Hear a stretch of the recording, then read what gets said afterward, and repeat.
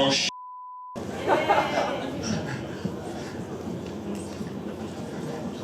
All right. Ladies and gentlemen, let's hear it for him again. An amazing performance, an amazing build-up to the fight. Jake Paul, the problem child. Jake, let's jump right into it. Thoughts on the fight? Good fight, good war. You know, tough kid. I didn't have my best performance. All fair play to Tommy. He won fair and square. And that's boxing, man. You got to take it on the chin. But it was good, some good moments in there. I just really couldn't get my game plan working. But hey, man, this is what the sport's all about. You win some in glorious fashion, and you lose some. And like I said out there, judge me about my losses because I'll be back. Good for you. Was there any point in the fight that surprised you? Was he stronger than you thought, faster than you thought, more durable than you thought? No, man. I think he was just really well prepared, and I think it was more so a reflection of my own performance versus him being, super outstanding. I couldn't get my momentum going like I wanted to, and I just felt kind of flat. Yeah, you felt flat out Yeah. there. How about talking about his strength? That was a big, factor that a lot of people thought about. Of course, they saw his build and how he looked. Was he stronger than you anticipated? No, I think he was exactly the fighter that I expected him to be. I think his combinations were the thing that were a bit more impressive. But more so, again, like, it was a reflection of my own performance and me just not fighting the way I know I can.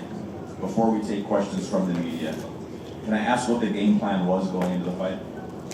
Yeah, look, it's just pressure, come forward, stick it on him, keep the combinations going, fake coming in, work to the body, throw my 1-2s, don't stop jabbing, sharp on the defense. We knew his jab was going to be long and fast, taking away the jab, getting him, coming in with a check hook, which started to work. You landed that right hand a couple of times. Were you surprised that it didn't phase him or didn't hurt him as much as you thought it might? I didn't really land it flush. Man. And I think that was, part of the reason it was tough for me to get my best shots going. Just me setting them up.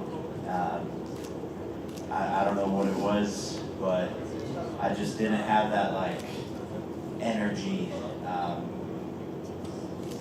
So I guess that happens. That happens. I felt like this in the first Tyron Woodley fight when we went all 8 rounds. I just felt kind of flat. But that obviously, that fight, I just was able to pull it off. But it happens in the sport sometimes in these big moments, I guess. Let me pivot a little bit and just ask you about your experience here in the Kingdom of Saudi Arabia fighting in Diriyah. How was the experience all around? Man, it's been great. It's been wonderful. Everyone here is so nice. Just had an amazing fight week. Everyone's super welcoming. So I love it here, man. They even brought me food waiting in the locker room. I've been waiting to eat some food.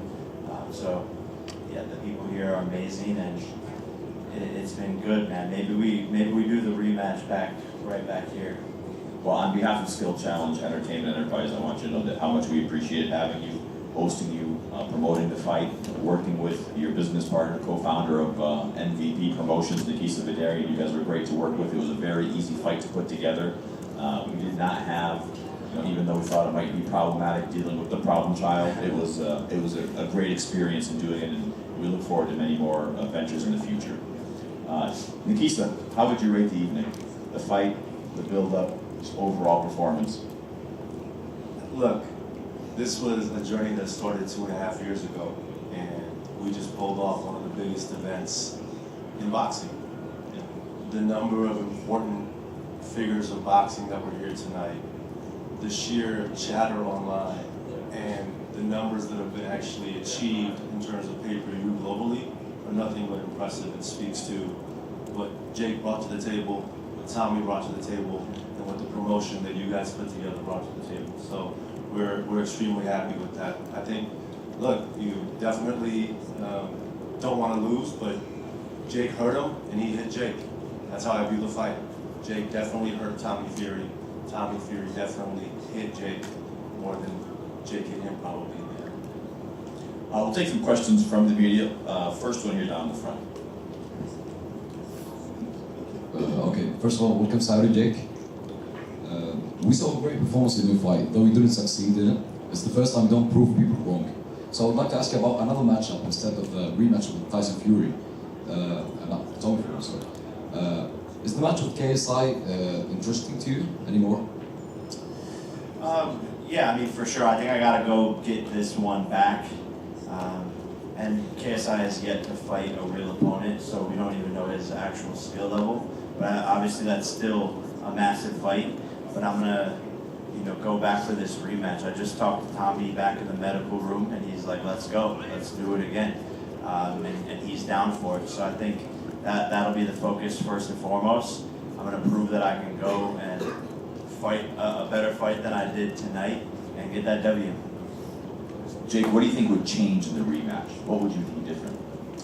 Man, there's a lot of things. I gotta go back and look at the tape and really dissect it.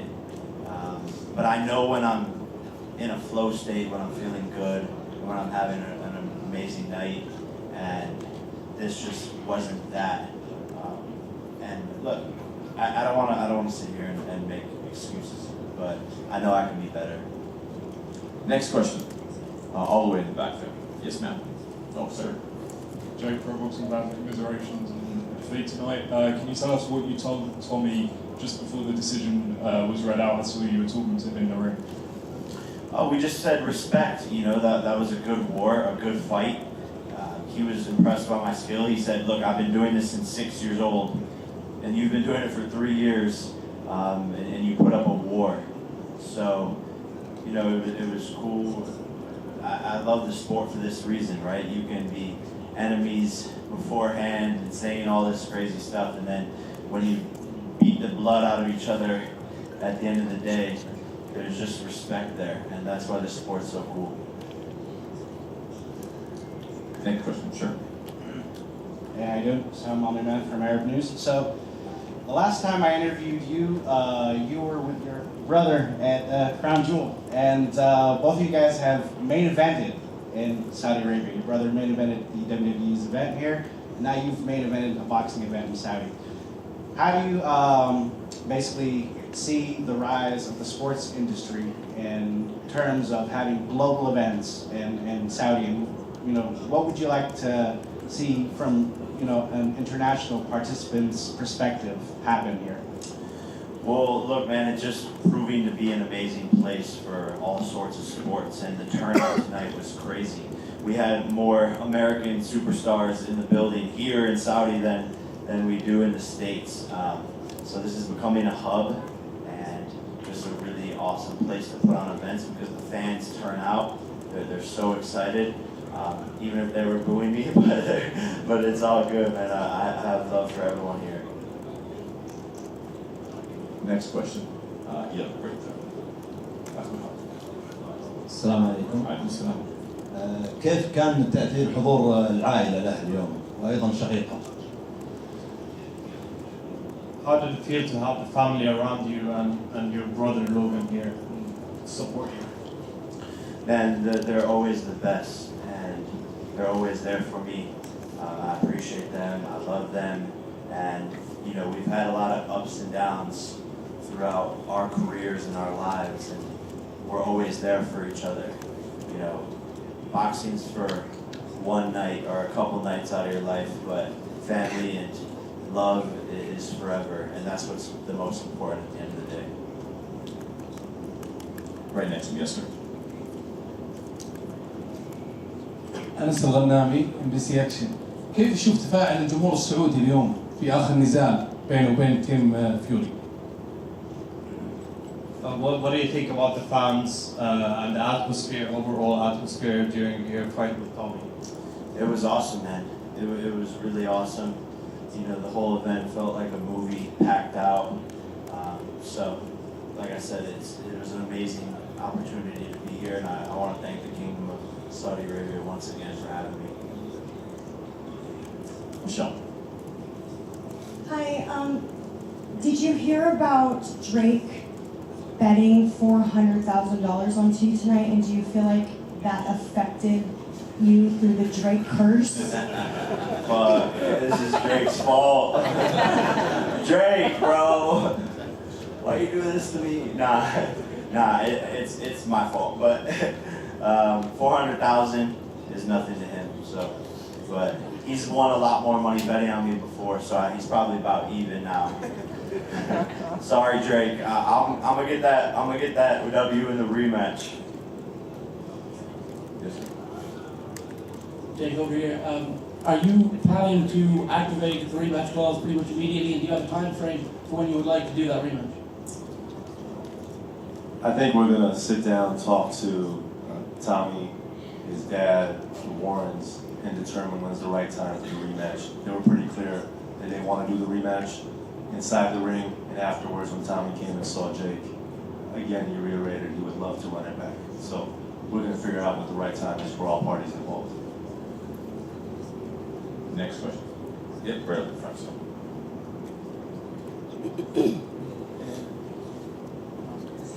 كيف ترى النزالات التي حصلت اليوم؟ وهل هناك نزال أعجبك؟ نزال معين أعجبك؟ Have you watched any of the previous fights that took place before your fights, and what do you think about the Saudi fighters and the other fighters? I didn't get to watch a lot about it. I just saw that Badu Jack won. That's really it. But congrats to Badu, man. Big moment for him. Radio Raheem up in the front. I was just backstage with all the Pauls, all the great boxers who were ringside, and to a man, they all said that the performance tonight qualifies you as a true professional boxer in the tradition of the pugilist science. Even though you didn't get the win, does that feel good? Yeah, for sure, man, for sure. You know, I've always known what my own skill level was, and unfortunately, yeah, I couldn't pull it off. I knocked him down, which is cool, but still wasn't even my best performance. And I still have a long way to go, man. It's been 3 years as a pro, and I'm doing things on the biggest level, you know, in front of the whole world, global scale, and so I have a lot of room to grow and improve, and that's what I plan on doing. Jake, let me jump in here for a question. You know, you say that, and I think a lot of people just buy into the Jake Paul hype train that, you know, he's got to fight a real guy, fight a real guy, fight a real guy. But you have only been doing this for 3 years. I mean, that doesn't even constitute even a decent amateur career, let alone a pro career where you're selling pay-per-views. You know, the amount of pressure that's on you. Do you think that you're getting a fair shake in how you're classified this early in your career? Look, I don't really know. I don't really know. I think after tonight, you know, you're gonna see everyone on the internet saying, "Oh, the first time he fought a pro boxer, he lost, blah blah blah blah blah," and I get that. But I've definitely beat really tough opponents in again a short amount of time, and I'm gonna get back into the gym, continuing to work on my craft and the sport of boxing.